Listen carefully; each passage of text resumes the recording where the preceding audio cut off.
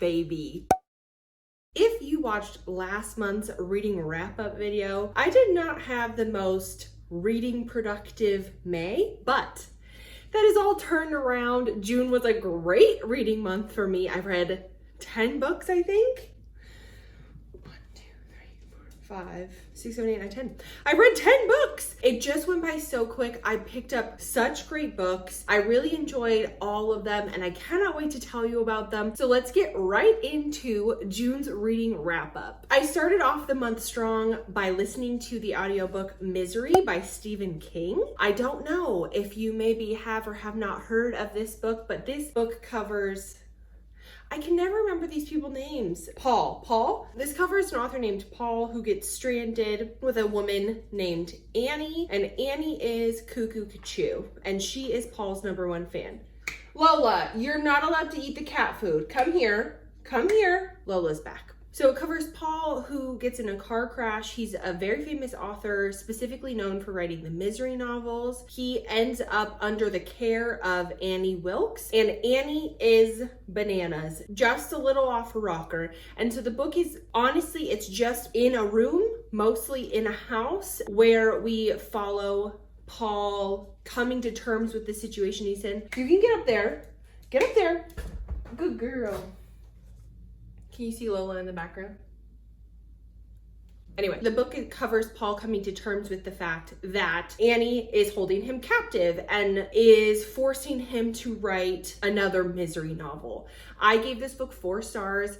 I really enjoyed it. I listened to it on audiobook, and I really recommend the audiobook if you're interested in that. There is a kind of a book within a book plot, as well as just following kind of the psychological terror that Paul is going through. This is quite a suspenseful novel. It is different than the movie. If you ever watched the movie Misery, I think it is more impactful, a little bit more horrific, and overall I really enjoyed it and I gave it 4 stars. I simply must talk about the love of my life, the ACOTAR series. I read book 2 through 5 this month, all authored by Sarah J. Maas. A Court of Mist and Fury, A Court of Wings and Ruin, A Court of Frost and Starlight, and A Court of Silver Flames. And overall, I give the series like 5 stars. Like, I highly encourage, if you're interested at all, I highly encourage you give it a read. I'm not really a fantasy girl and I loved it. They're really easily digestible. The world building makes sense. And it's just a good way to get into romantic fantasy or fantasy romance if you don't already read those genres now. Book 2 was my absolute favorite. I cannot express how much I loved that book. It is my favorite book of the month. 3 was good. I gave it 4 stars. 4, which is really 3.5. It's like a little middle place novel, I didn't love as much. I gave that one 3 stars. And book 5, which is book 4 chronologically, is another 5-star for me. These books cover a human fairy world in which there is a human fairy conflict. This is a fantasy romance series, so if you are like me and you're really into romance and maybe curious about fantasy, I recommend it. Book 1 was not my favorite, but if you get to book 2, there's a huge payoff and I absolutely loved it and I honestly want to read them again. I just couldn't get my grubby little hands on the next one fast enough. I will be buying a physical copy of this series. I will say that the ACOTAR series really amps up in spice level, so if that is not your thing, just be aware of it. Book 5, I wouldn't say that book 5 is any more sexually explicit than book 2. There's just a higher occurrence of it, so keep that in mind. Book 1 does not give you a good indication of what books 2 through 5 are going to look like as far as the sexual nature of them, so just keep that in mind. It adds to the story in my opinion, but I know that some people aren't into open door spice scenes. 5-star series, I love them all, and I'm so happy that I read them this month. Changing tones a little bit, I also read The Case Against the Sexual Revolution by Louise Perry. This is a controversial book, so I'm not going to broadly recommend it to everybody, but it is a book that I read this month, so I'm going to tell you about it. I listened to this book on Audible, and it is narrated by Louise Perry, who is a British woman. A very interesting listen, if not just to listen to her accent.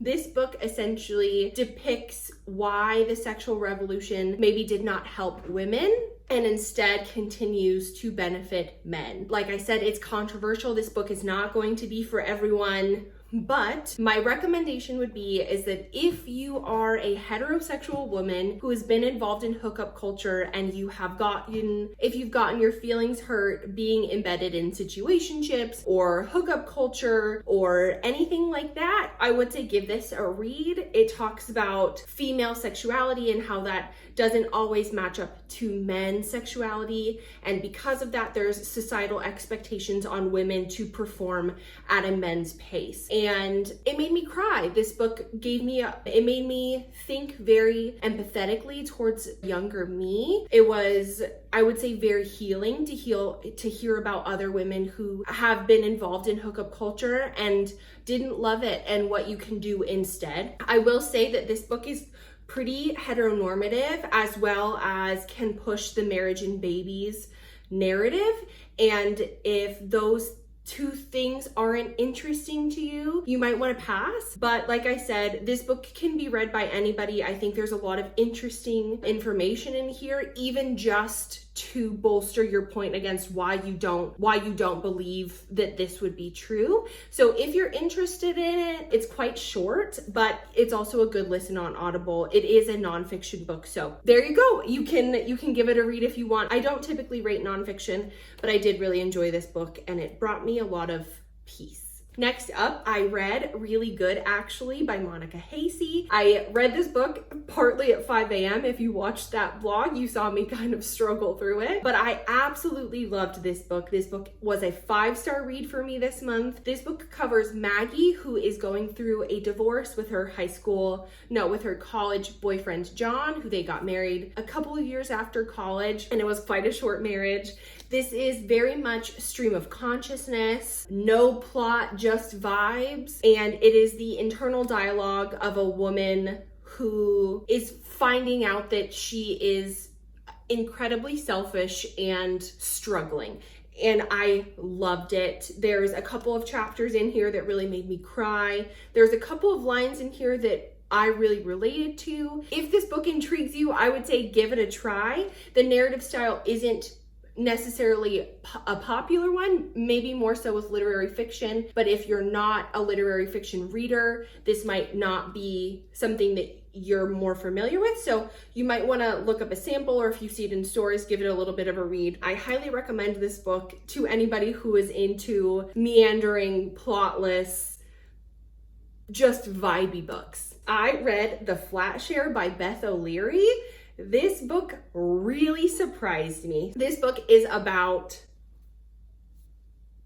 Tiffy and Leon. Tiffy just got out of a relationship and she is in the position to need new housing immediately. Leon has his own reasons for wanting to have extra money, so Leon and Tiffy engage in a flat share agreement. This is not a roommate situation. They don't have separate rooms. They are sleeping on the same bed, just in different shifts. Tiffy works a regular 9 to 5, so she sleeps at night, and Leon works nights, so he sleeps during the day. This book has kind of a mixed media element that I really loved. Tiffy and Leon start leaving post-it notes for each other, and you get their personalities. Tiffy is this like vivacious, over-the-top, bubbly, loud woman, and Leon is not. He's like very kind of quiet and reserved. You can definitely tell the difference between the two characters in the books because you do get their two perspectives. And Leon is very much not somebody who engages with his own emotions very often. I really loved this book. It was so charming,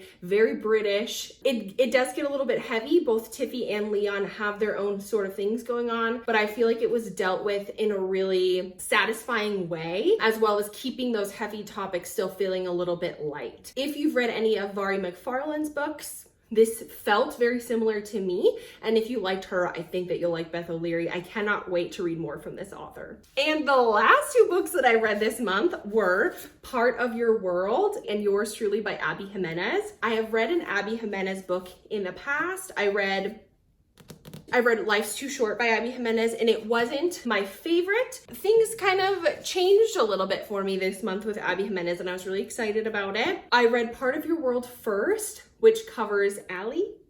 Alexis, yep. This book is about Alexis and Daniel, and they meet kind of by happenstance. Alexis is a doctor and she comes from a legacy family of doctors, and Daniel is not. He's a carpenter and he comes from a legacy family of mayors in a very small town. They just happen to run into each other and they start kind of a friends with benefits situation, as Alexis is using it as an excuse because she just got out of a bad relationship. I enjoyed this book. I did like it more than Life's Too Short. I still would give this book about a 3-star, but I know that a lot of people love this book. My issues sometimes that I run into with Abby Jimenez's books is that a lot of action takes place off page, as well as kind of subplots will be summed up in one sentence. Even though I thought that this plot was intriguing, I still felt that some of the subplots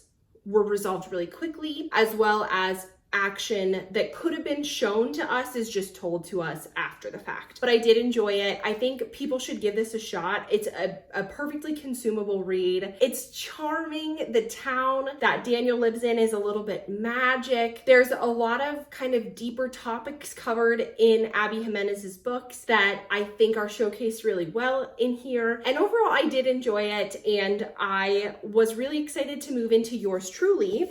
Yours Truly by Abby Jimenez was actually a really satisfying read for me, and I ended up giving it 3.75 stars, which is the highest rating that I've given an Abby Jimenez book. So it feels like either I'm getting used to the way that she writes, or she's changing that tell and not show dynamic a little bit, but whatever, it doesn't matter. People love her books, and I'm not here to yuck someone's yum. This book, Yours Truly, covers Brianna and what's his name? Jacob. This book covers Dr. Brianna and Dr. Jacob, who kind of have an unfortunate run-in and then enter into a fake dating situation. Again, Abby Jimenez writes deeper topics in her books, and I thought that she did a wonderful job with this one. It touches on anxiety, it touches on like deep trauma, fear of abandonment, and there's just a lot of good anxiety representation. If you suffer with anxiety at all, I think that you'll feel a little bit seen in Jacob. We don't get a lot of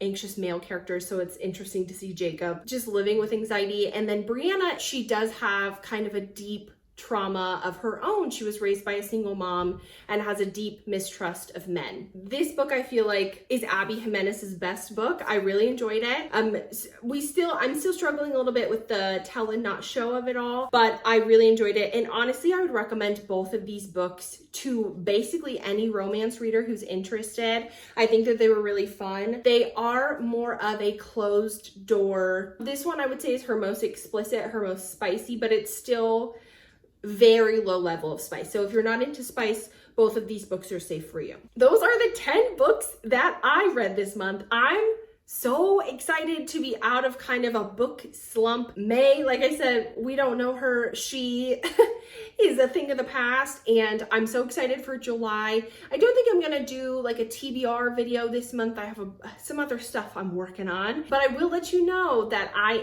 am looking to read more fantasy. That is kind of where my interests are. Akatar, you've changed my life a little bit, so I'm actually getting ready to start filming a Read Fantasy with Me for a Week vlog, because that's just where my interests are lying, and I'm really excited to get into that. On the topic of Akatar, I did make a full spoilers vlog that's going to be coming out very soon, so if you have read Akatar and you want to see that, stay tuned. And if you haven't read Akatar, but you're interested to see my journey through it, I hope that you enjoy it. With that being said, thank you so much for watching, and I will see you soon. Bye!